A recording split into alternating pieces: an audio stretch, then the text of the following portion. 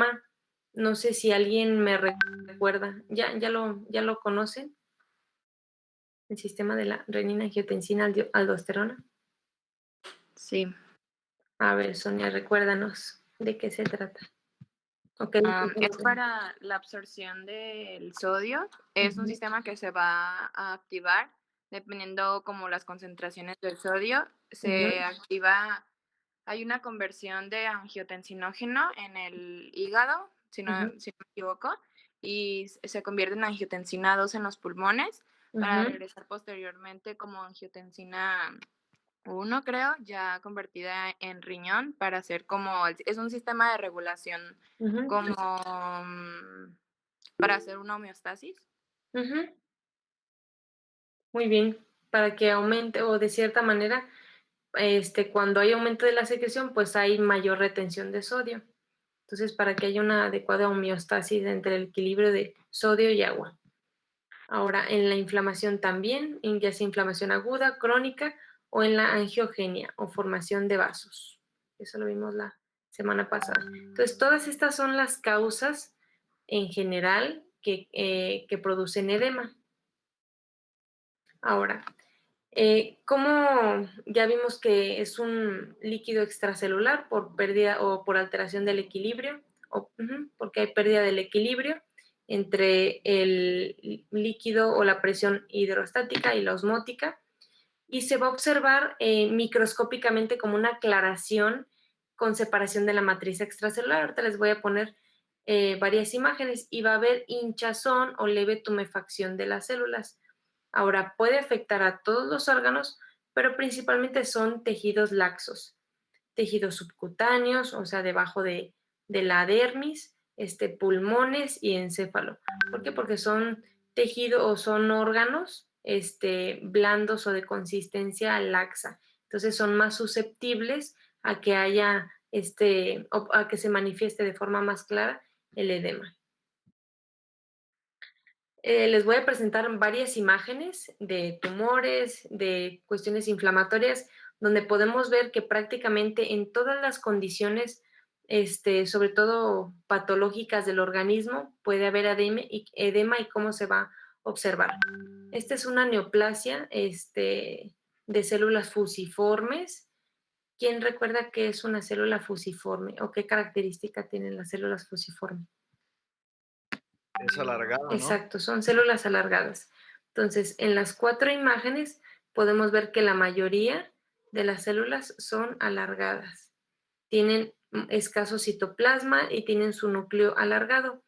Ahora, ¿qué más observamos? Estos vasos sanguíneos de diversos calibres, unos están alargados, otros están redondos, pero entre las células y los vasos se fijan que hay un material que se observa pues hialino o más claro, que es este.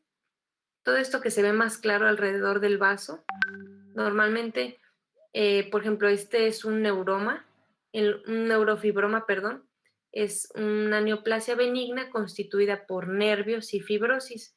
Entonces, los nervios son todas estas estructuras alargadas o estas células fusiformes.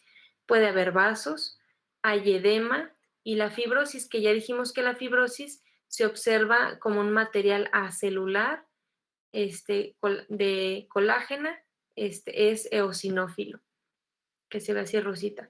Pero todo este depósito o aclaramiento entre las células fusiformes y la fibrosis es edema, por la misma neoplasia, por la misma alteración entre la presión y el desequilibrio de las presiones, por eso llega a haber extravasación celular, extravasación de líquido. Entonces vean cómo se ven, incluso algunas células se ven hinchadas, o sea, algunas de las células fusiformes se ven tumefactas por esta alteración. Entonces vemos todo este aclaramiento de la matriz extracelular del tumor, que es edema, alrededor incluso de algunas células. Entonces aquí la vemos en un neurofibroma. Esta es otra neoplasia, este es un hemangiopericitoma, que si se fijan, aquí vemos la epidermis y entre las capas de la epidermis vemos esta proliferación de células medianas, pero todos estos espacios que se ven aquí en blanco, que se ven laxos, ¿qué quiere decir laxos? pues se ven así como deshilachados.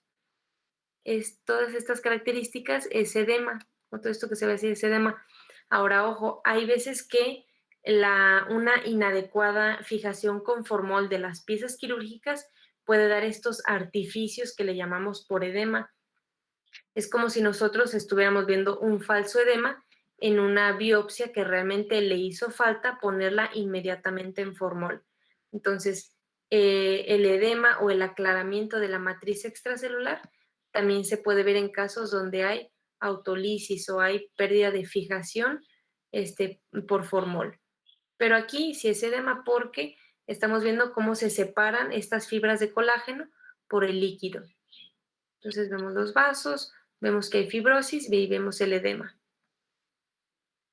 que pareciera que incluso que se ven como burbujas. Ahora, no les puse una imagen de unos adipocitos o de tejido adiposo, pero el tejido adiposo, a diferencia del edema, pues es tejido celular.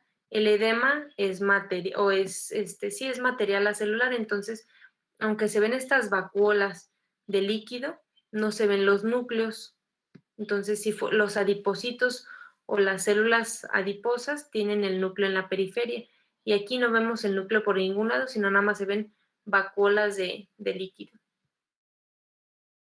Entonces son estos espacios entre las células que forman a la neoplasia y vasos sanguíneos y otros componentes como fibrosis. Aquí, a ver, vamos a recordar. Bueno, aquí entre las células neoplásicas, que son estas medianas, también se ven células inflamatorias. ¿Qué célula es esta? Que es parte de la inflamación crónica. Esta de aquí. ¿Macrófago? No. Que no la veo. ¿Quién más? Es una célula pequeña, se las voy a escribir, célula pequeña con escaso citoplasma, núcleo redondo e hipercromático. Eritrocito. No, ¿Son linfocitos? es un linfocito, exacto. El linfocito son las células pues más pequeñas que tienen este tamaño, son redonditas y si se fijan prácticamente se describen como si fuera solo núcleo. O sea, solo se ve el núcleo redondo, hipercromático, con la membrana bien delimitada. Por aquí he visto una célula plasmática. Bueno, no se ven tan claras. Pero entonces, entre las neoplasias, pues también puede haber inflamación crónica. Esta es otra neoplasia. Es una neoplasia vascular, que quiere decir que está formada de vasos sanguíneos. Entonces, vean toda esta cantidad o esta proliferación de vasos sanguíneos congestivos, porque se están saliendo algunos eritrocitos, estas células de la neoplasia, pero entre las células se llegan a ver estos espacios claros o incluso pareciera como si formaran parte de las células neoplásicas, pero todas estas vacuolas de líquido es edema. Acá no se ve tanto, incluso algunas células se ven un tanto hinchadas por lo mismo. Entonces vemos edema que está separando esta matriz de la propia neoplasia y aquí se ve más claro todo este edema. Este es un neuroma a diferencia del neurofibroma. Igual son estos conjuntos de células que forman estos nidos, pero entre esas células vemos esta matriz o este material extravascular que está separando la matriz, que se ve, ya hemos visto cómo se ve en unas ocasiones un poquito claro, pero también llega a adquirir este color como un tanto pues morado claro o medio grisáceo. Esto también es edema. Aquí muy poco entre las células. Esto como si se hubiera cuarteado, como si se hubieran cuarteado las células. Esto es lo que les digo que se puede ver en casos donde hay autolisis o donde hay pérdida o falta de fijación del tejido, que se ven las células cuarteadas, que es lo que les digo que se puede llegar a confundir con edema. Aquí también vemos las fibras nerviosas y vemos en la porción externa esta separación entre las células y es el líquido extracelular. Este es tejido adiposo, por ejemplo. Si se fijan, el tejido adiposo siempre se va a ver redondo, o sea, siempre van a ser células redondas de diversos tamaños con una vacuola de lípidos en el centro. Y el edema, pues no tiene una forma en especial porque es líquido. Entonces, no hay que confundir el tejido adiposo que se ven estas células vacuoladas con el edema, que por ejemplo, más bien se puede llegar a confundir aquí en estas áreas. Pero si fijan aquí, aparte de que están redondas, hay esta matriz, bueno, esta matriz separándose y hay también vasos congestivos. Los adipocitos pues no deben de por qué tener eritrocitos en su interior. Ok, entonces este es un hemangioma, un neuroma con edema. Esto que ven aquí son células ependimarias o del ependimoma. Bueno, ¿dónde están las células ependimarias? ¿Dónde está el epéndimo?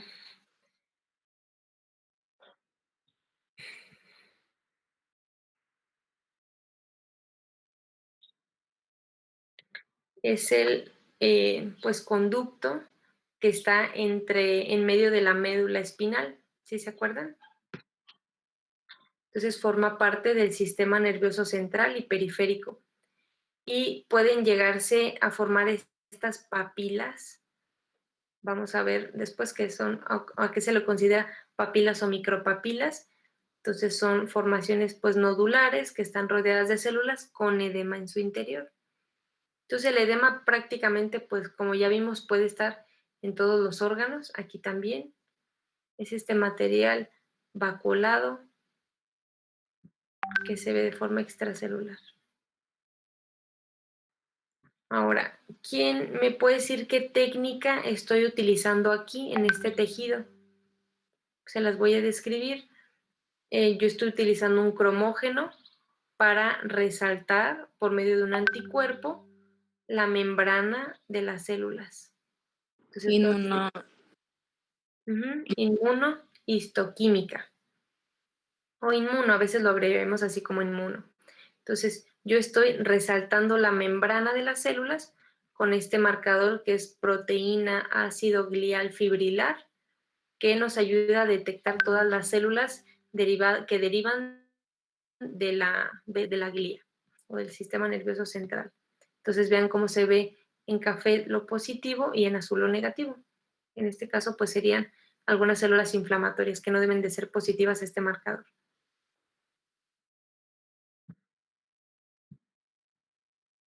Luego tenemos otras neoplasias que se les llama de células pequeñas, redondas y azules, que si fijan se ven más compactas, pero entre estas células lo mismo, tenemos edema. Aquí se ve un poquito diferente porque si fijan ya no se ve tan claro o tan grisáceo, sino que ya adopta un color un poquito eosinófilo, pero es muy característico que el edema se acompañe de eritrocitos y de eritrocitos y de leucocitos porque pues es líquido que está saliendo dentro de los vasos. Que está saliendo dentro de los vasos.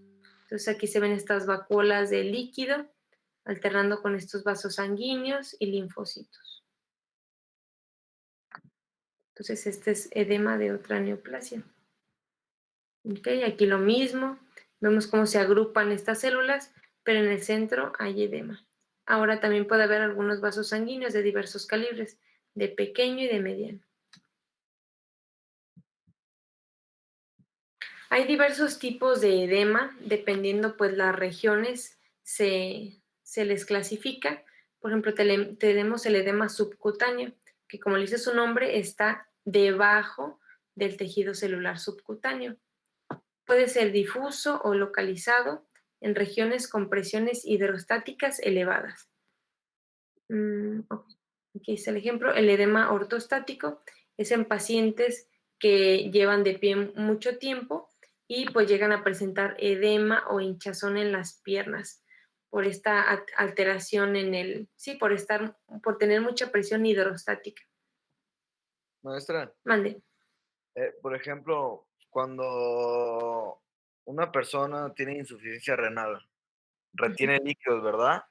Sí. ¿Y cómo se llama cuando se empieza a hinchar toda la persona por retener tantos líquidos? ¿Es edema? Sí, ese edema generalizado que se llama anasarca. Anasarca, ok. Ujú, Es en todo el cuerpo, ¿verdad? Es cuando se ponen, por ejemplo, de la ujú, cara hinchado, de las piernas, del cuerpo, ¿verdad? exacto. Cuando es un edema generalizado, se le llama anasarca. Ujú, Anasarca, ok. ujú, Muchas gracias. de nada. Edema con fobia. ¿Alguien ha escuchado el término de fobia? Es cuando presionas la piel y si es positiva o negativa. Ujú. ¿Cómo? O sea, presionas la piel y luego, ¿qué pasa? Hay como un hundimiento, pero también es por causa del edema, y si es positivo, pues queda como el hoyito, y si es negativo, pues se vuelve a regenerar normalmente la piel. Exacto. Si todos ahorita hacen presión en su mano, pues van a ver que prácticamente se debería de regresar en segundos o menos de un segundo de forma automática. Cuando hay un retraso en esta restauración de la piel y se queda hundido exactamente, es edema con fobia. Entonces quiere decir que hay líquido en esa región. Edema periorbitario, que lo vemos, vamos a ver ahorita que entre las causas, la mayoría son pacientes que tienen alteración cardíaca y renal, porque estamos hablando que estos dos órganos, pues de cierta manera uno filtra pues el agua, todo el líquido que tenemos, y el otro se encarga de bombear todo el líquido. Entonces, cualquier cosa que tenga que ver, ya sea con la reabsorción o con el desecho o el filtrar la sangre o el desplazarla, pues vamos a tener edema. Y el edema periorbitario se ve muy frecuentemente en pacientes que tienen insuficiencia renal. Entonces es edema o hinchazón alrededor de los ojos. Ahora también tenemos, ya habíamos hablado del exudado y trasudado.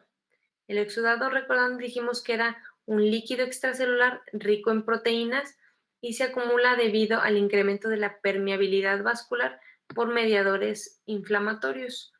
El edema asociado a inflamación se puede localizar en uno o pocos tejidos o en estados sistémicos, ya sea en sepsis. Entonces, pacientes que tienen infecciones generalizadas pueden llegar, obviamente, a desarrollar edema generalizado, que como dijimos que se llamaba Anasarca. Viste. Anasarca. anasarca, exacto. Generalmente, ¿cómo vamos a ver el líquido exudado? Se ve de aspecto turbio por los leucocitos. Ahora, no solo por los leucocitos, sino que es un líquido pues un tanto purulento. ¿De qué dijimos que estaba constituida la pus? O el pus, ¿qué le llaman? De células. De proteínas y también de Ya. neutrófilos, que son los principales componentes pues, de Ujú. la pus. Células, muy bien, células inflamatorias, proteínas. Leucocitos. Pues leucocitos son células inflamatorias. ¿Qué otro componente? Leucocitos, Colesterol. células inflamatorias, proteínas y, bueno, puede haber dos.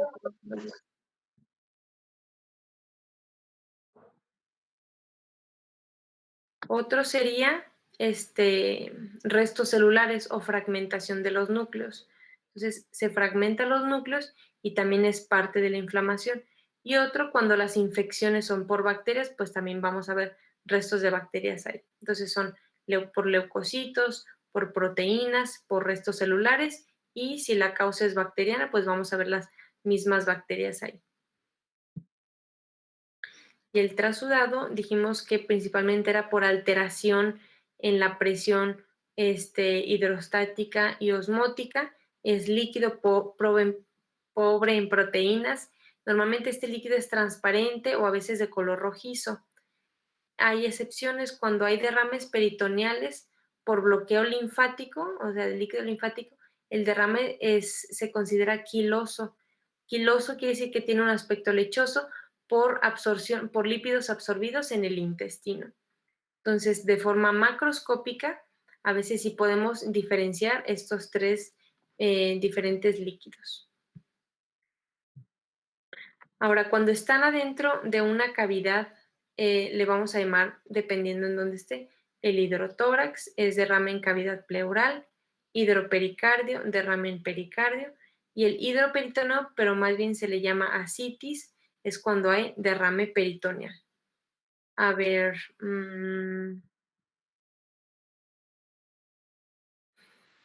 Sebastián, Sí, maestro. una causa de hidrotórax o que haya derrame en cavidad pleural, ¿qué se te ocurre?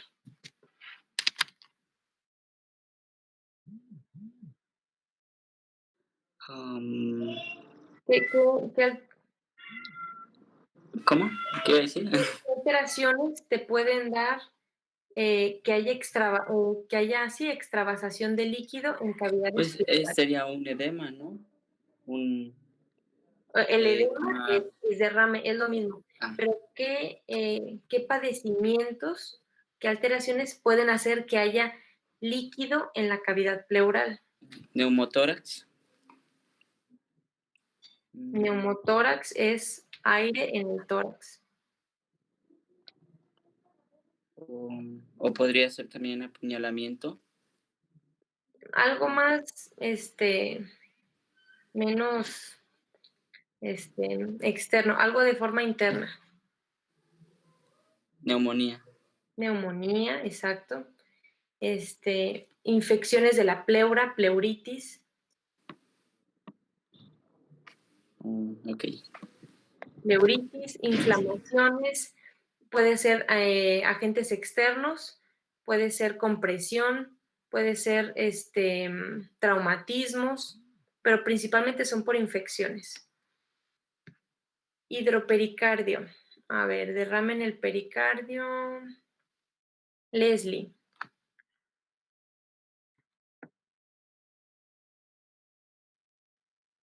¿Andas por ahí, Leslie?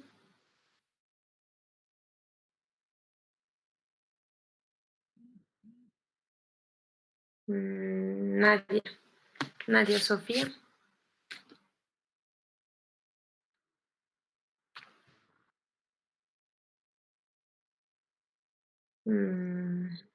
Gerardo.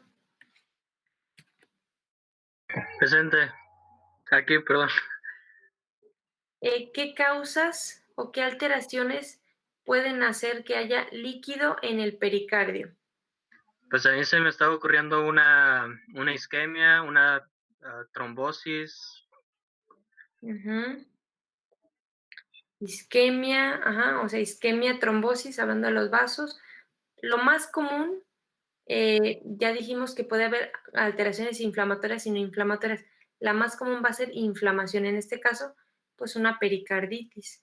La inflamación, la mayoría de las veces va a ser la causa más común de que haya extravasación de líquido. Entonces, en este caso, pericarditis, pero también cuestiones isquémicas, cuestiones de compresión, cardiomiopatías, alteraciones ahora sí que en la contractilidad del corazón también. Entonces pueden ser causas mecánicas, causas inflamatorias, pero lo más común es inflamación o infecciones. Y ahora, hidroperitoneo o ascitis, que haya líquido en cavidad peritoneal. A ver, ¿quién me quiere contestar esta? Que me diga 2 causas de ascitis muy comunes. Pues sería la cirrosis, una de Cirrosis, ellas. muy bien. Otra, Pedro, Axel, más bien. Puede ser falta de albúmina. Falta de albúmina. Pues sí, sí que esa puede ser de Eso forma es generalizada, pero hepático. algo localizado en abdomen o en peritoneo. Pancreatitis. Pancreatitis. Exacto, o sea, vamos a ver Hígado el graso. nivel de. ¿Mande? Hígado graso puede ser también. Sí, alteraciones en el hígado.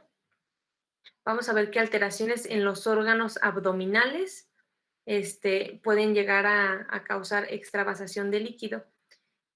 También tumores, bueno, en mujeres que tienen tumores o neoplasias en los ovarios, es muy común que a veces el primer síntoma, bueno, el primer signo que veamos sea ascitis. Entonces, pueden ser causas inflamatorias también, ya sea o infecciosas, ya sea de páncreas, ya sea hepatitis, pero también y muy comúnmente neoplasias a nivel de los órganos pélvicos. En este caso, ovarios es muy común que las pacientes empiecen incluso a veces es la primera prueba que hacemos para hacer el diagnóstico de una neoplasia maligna de ovario.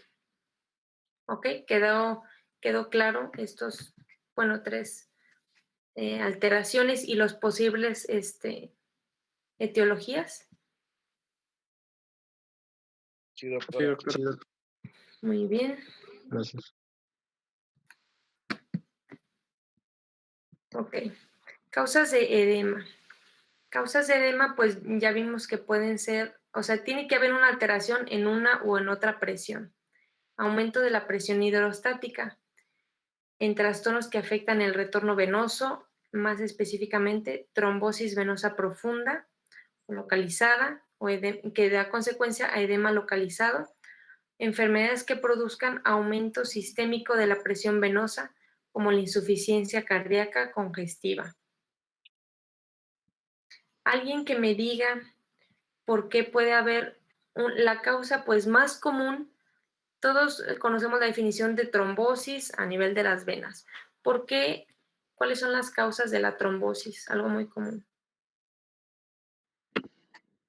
Como Acumulación de grasas o lípidos. cuando se tapa Una vasoconstricción. aterosclerosis. ¿Qué es un trombo? Es una Es vena, cuando ¿Es una vena? No. Es un coágulo. Es un coágulo de sangre. ajá, es cuando se coagula la sangre en una Exacto. Es vena un y es el coágulo. tapamiento. Es un coágulo de sangre. Ahora, ¿el trombo está adherido o anda viajando por la pared? Por las paredes vasculares. No adherido. Está adherido, exacto. Y si viaja, pues es el embolo, ¿no? El émbolo, exacto. El émbolo es Ese es el que viaja. cuando ¿no? un trombo se desprende y se llega a obstruir o obstruye algún vaso o arteria. Entonces, una causa muy común de trombosis venosa profunda son pacientes posquirúrgicos. ¿Qué es lo que pasa después de una cirugía? No sé si han visto, van a ver en sus prácticas quirúrgicas cómo los pacientes que van a entrar a la cirugía les ponen unas medias compresivas. ¿Para qué les ponen unas medias compresivas? Para que circule bien la sangre, retorne bien, entonces no haya problemas al momento de la cirugía. Exacto. Como de cierta manera van a estar postrados, aunque sea media hora, si es una cirugía muy rápido, mínimo están media hora postrados entre la anestesia, entre el procedimiento que se le vayan a hacer. Hay pacientes que duran horas y les digo, pues a veces hasta 12 horas postrados. Entonces, ¿qué es lo que pasa con la sangre? Está circulando pues más lenta, no estamos moviendo los músculos. Acuérdense que pues de cierta manera al mover los músculos y tener movimiento, pues la sangre circula más rápido. Y si estamos en un estado de postración, entonces la sangre circula más lento y puede llegarse puede llegar a estar a coagularse. Entonces las medias elásticas o las medias compresivas ayudan a aumentar el retorno venoso, como ya dijeron, y que no se formen trombos y por ende émbolos que puedan llegar a obstruir sobre todo arterias de pequeño calibre. Díganme 3 lugares donde vemos, o sea, 3 lugares vitales donde tenemos arterias de pequeño calibre que prácticamente pues pueden llegar a causar la muerte del paciente. En los pulmones. Pulmones, cerebro y, bueno, otros 2 más, pero sí. Pulmones, corazón, infartos cardíacos, riñones, todas las retinopatías. La vena porta. ¿En dónde? La vena porta. Esa no es. Exacto, esa sería ¿Qué? pues una vena de mediano o si no de gran calibre, o sea, son venas grandes. Aquí estamos viendo porque hay émbolos milimétricos de 1 o 2 milímetros y arterias de ese calibre tenemos, ya dijimos, en el cerebro, en el corazón, en riñones, en pulmones, en la retina. Entonces, obstrucción de todas esas venas, pues obviamente va a causar una isquemia y puede haber un infarto en esa región donde se está irrigando. ¿Ok? Entonces, aumento de la presión ortostática, puede haber alteraciones en el retorno venoso, una causa, la trombosis venosa profunda. Ahora, reducción de las proteínas o de la presión osmótica del plasma, albúmina, como ya dijeron. Si hay una alteración en la albúmina, ya sea que se esté tirando albúmina o haya alteración en la ingesta, pues también puede dar edema, pero por alteración de las proteínas. Entonces, la albúmina representa más del 90% de las proteínas plasmáticas. Puede haber dos causas: síntesis inadecuada por enfermedades hepáticas o aumento en la pérdida, ya dijimos, alteraciones en el riñón. Síndrome nefrótico. Esto, pues nada más se los voy a dar a grandes rasgos. Hay dos tipos de síndromes en el riñón: nefrótico y nefrítico. Y el nefrótico se caracteriza porque hay un aumento de, o sea, hay proteinuria. ¿Qué es proteinuria? ¿Pérdida de proteínas? En la orina. Proteínas en la orina, exacto. Eso significa proteinuria, proteínas en la orina. Entonces hay proteínas en la orina y hay edema. Entonces, el síndrome nefrótico nosotros lo podemos hacer nada más con esas dos, con esos dos datos. Uno es, pues, el edema. ¿Cómo nosotros vamos a hacer el diagnóstico de edema? A ver, José Luis.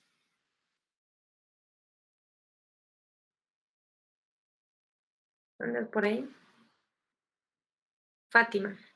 Lo estaba escribiendo. Escribió. No, perdón.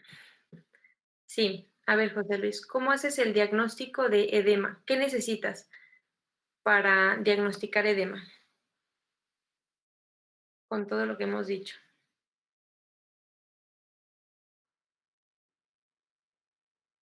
Necesitas, te voy a poner ejemplos. Necesitas un estetoscopio, necesitas un microscopio, necesitas una biopsia, necesitas estudios moleculares. ¿Qué necesitas para diagnosticar edema? A ver, Fátima, ayúdale a tu compañero. Yo creo que ocupa estudios biológicos, ¿Cómo qué estudios? pues no sé, para ver si retiene líquidos en la sangre o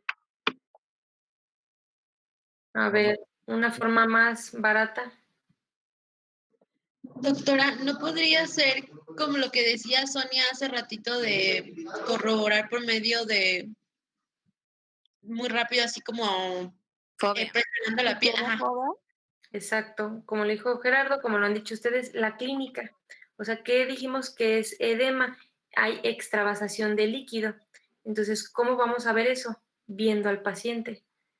Como al momento de hacer la exploración física, porque el edema, ya dijimos, se puede acumular de forma externa. Ahora, ¿qué pasa cuando hay acumulación de líquido en cavidades? Ahí sí se torna un poquito más difícil, pero también nos podemos ayudar de pruebas de laboratorio, pues muchísimo más baratas.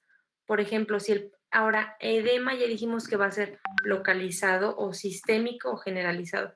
El sistémico, ese no van a necesitar, o el generalizado no van a estar ningún estudio, porque van a ver al paciente que está en anasarca, que está hinchado de forma generalizada. Entonces ese no van a estar ningún estudio.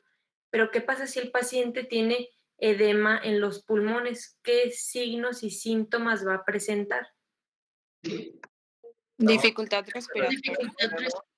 Dificultad respiratoria. Y bueno, eso se podría diagnosticar por medio de rayos X, ¿no? Exacto, se puede sospechar por la clínica, porque pues obviamente no vamos a ver que hay líquido en los pulmones, entonces lo sospechamos por los signos y síntomas. Pero en las imágenes sí se ve, ¿no? Sí se llega a ver, exacto, sí se ve el edema pulmonar, sí se ve incluso por radiografías, se ve por tomografía de forma más específica. Resonancias y Resonancia. ecografías también, ¿no?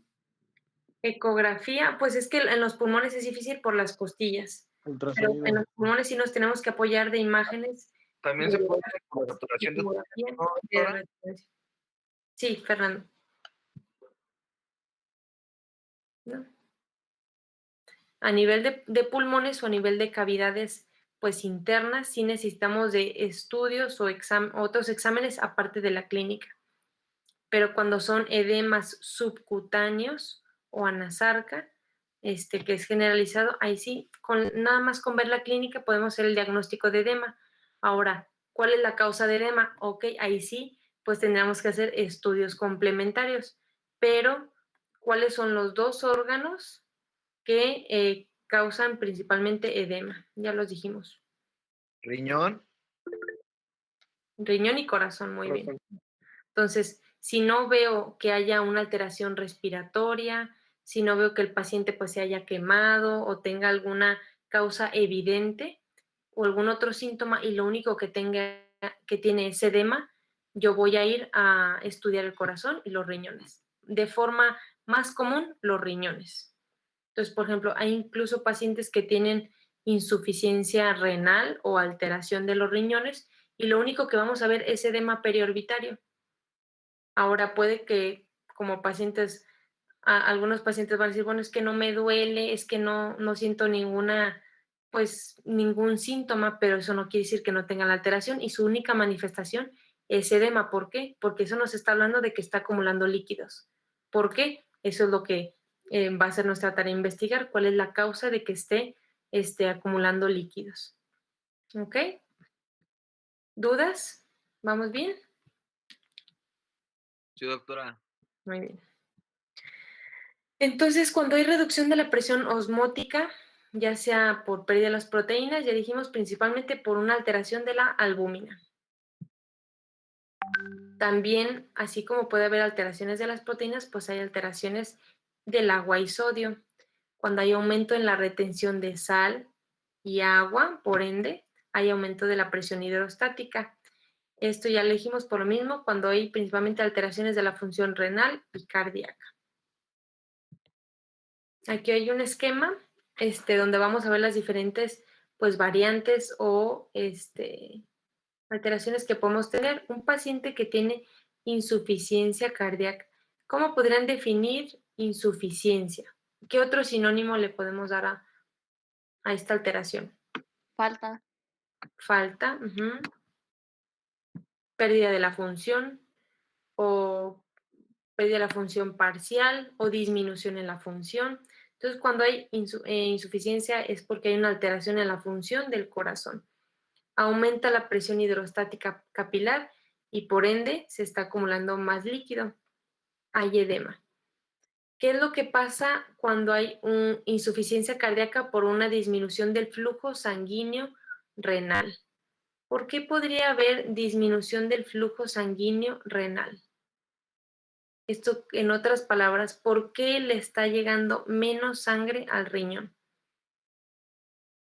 Por una falla del corazón Trombo. también podría ser. Trombos, falla del corazón directamente, porque si el corazón no está bombeando la sangre al riñón, no va a ¿Piedras tener. en el riñón también? ¿Mande? ¿También será piedras? Pues sí, pero ya no sería por algo directamente del corazón, pero principalmente, Maestra, ajá, sí, no, perdón, es que pensé que estaba diciendo solamente los riñones. Le iba a preguntar que si el infantil también podía ser. el infantil, Es que ¿cómo? no sé, creo que es el síndrome de riñón Poli- desarrollado, pero lo conocen ah, vulgarmente como riñón infantil.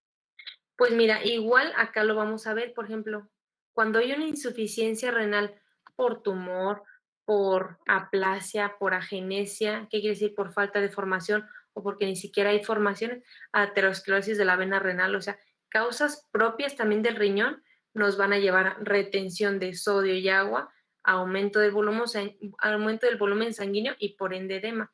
O sea, podemos tener ahora sí que alteraciones separadas o conjuntas, pero por ende, si hay una alteración del corazón, el riñón también se va a ver afectado porque recordando el corazón pues es el que va a bombear la sangre.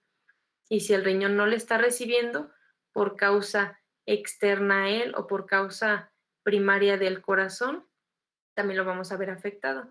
Ahora, una insuficiencia renal puede alterar el corazón o la función del corazón. Sí. ¿Por qué? Sí. Porque al no metabolizar bien, bueno, al no funcionar bien el riñón, haría una descompensación al momento de la desintoxicación de la sangre y al regresar, pues haría más mal que bien. Exacto, lo que estás diciendo y retención también, José Luis, retención de sodio, retención de líquidos, también tirar proteínas, o sea, si el riñón no funciona, se puede acumular más líquido, se pueden tirar proteínas y esa alteración entre el líquido o de la presión hidrostática y osmótica, obviamente va a hacer que el corazón o reciba más líquido o reciba menos, bueno, reciba menos o mayor flujo sanguíneo. Entonces, Una por ende, hipernatremia, doctora, también podría ser. claro, o sea, un aumento del sodio también, que es alteración de la presión hidrostática. O sea, el sodio, acuérdense que va a ayudar en la regulación del líquido y las proteínas de la presión osmótica. Entonces, si hay alguna alteración en el riñón, pues a menos de que sea muy grave, el corazón va a sufrir. Y si hay una alteración en el corazón, el riñón va a sufrir. O sea, son dos órganos que comparten su función de cierta manera o dependen o se ven alterados, uno, sí, comparten si hay alguna alteración. ¿Ok? Entonces, si hay una insuficiencia cardíaca, disminuye el flujo sanguíneo renal, se activa este sistema de renina, angiotensina, aldosterona, se retiene sodio y agua, aumenta el volumen sanguíneo y hay edema. Ya dijimos que si hay una insuficiencia renal, va a haber alteración también del sodio y del agua, va a haber aumento del flujo sanguíneo y va a haber edema. Ahora, si es una causa externa que no sea directamente del corazón y del riñón, pero obviamente tenga que ver con el volumen sanguíneo, con la sangre, malnutrición, pacientes que no tengan una adecuada ingesta de proteínas, que hay una disminución de la síntesis en el hígado, que tengan un síndrome nefrótico, bueno, este tiene que ver con el riñón, que nos va a llevar a una disminución de la albúmina plasmática, disminuye la presión osmótica plasmática y hay edema. Entonces, tenemos diferentes vías para llegar al edema.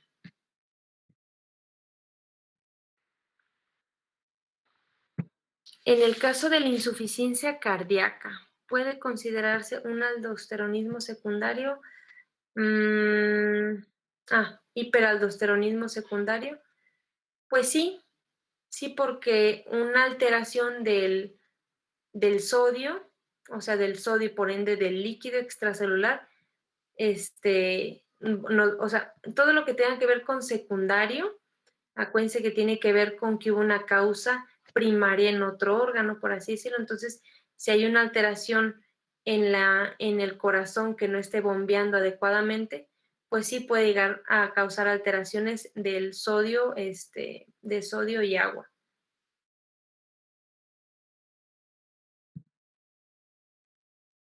Ujú.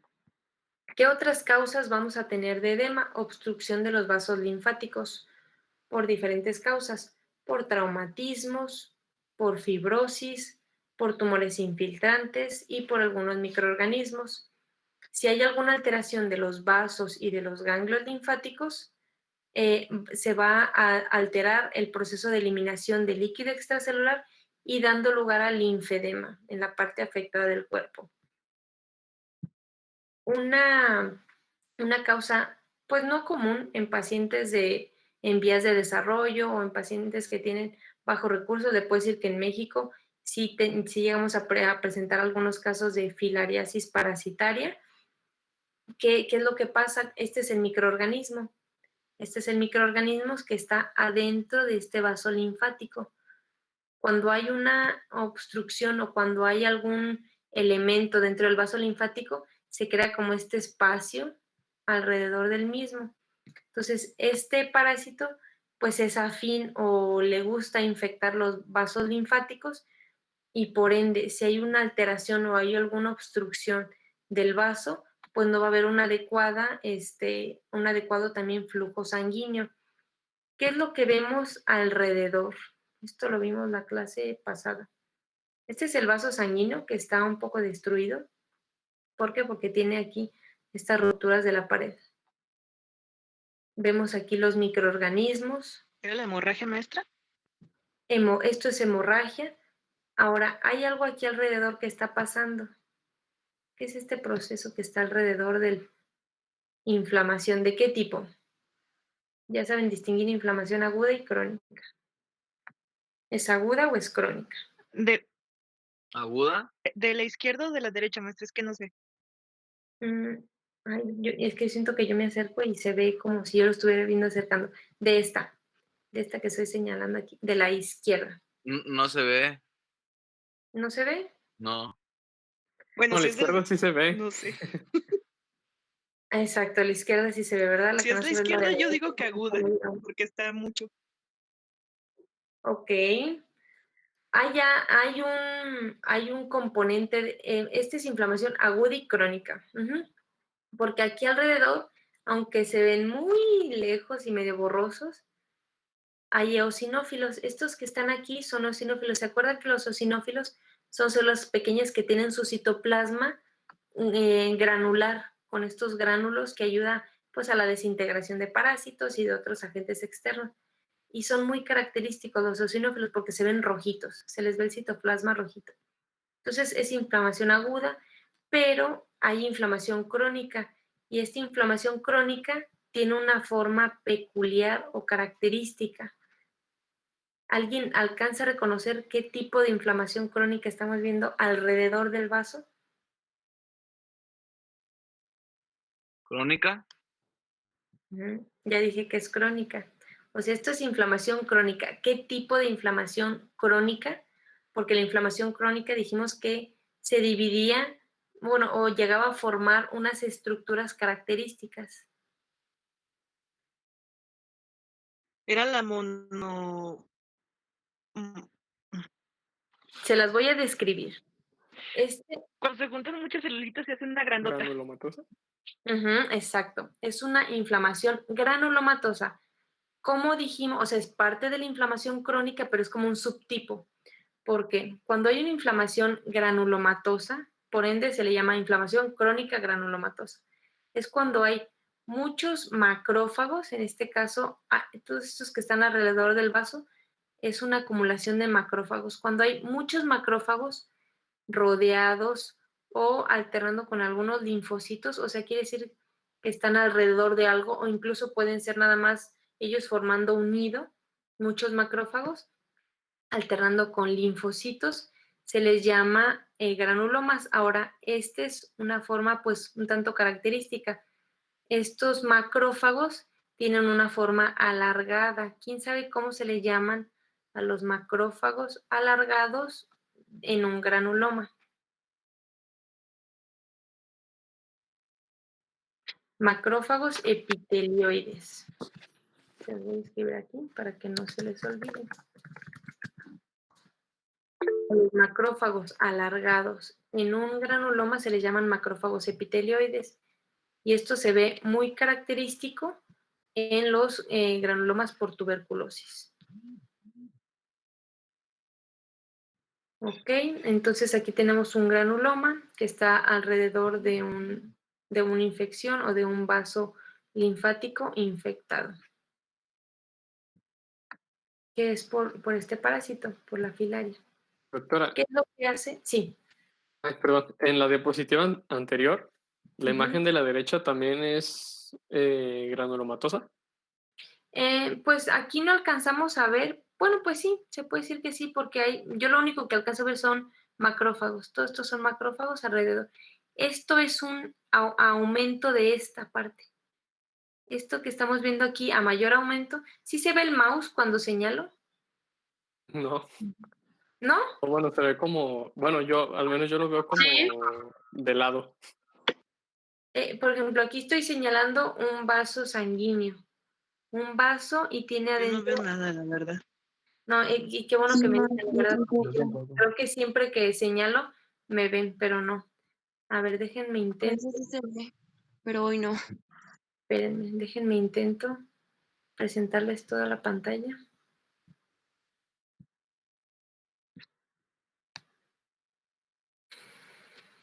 Ahí ven toda la pantalla. ¿Ven el mouse? Sí. Bueno, Sí. Sí. ok, entonces creo que esto va a Sí, ser la ya se ve forma mejor. de presentarles. Denme 2 minutitos. Bueno.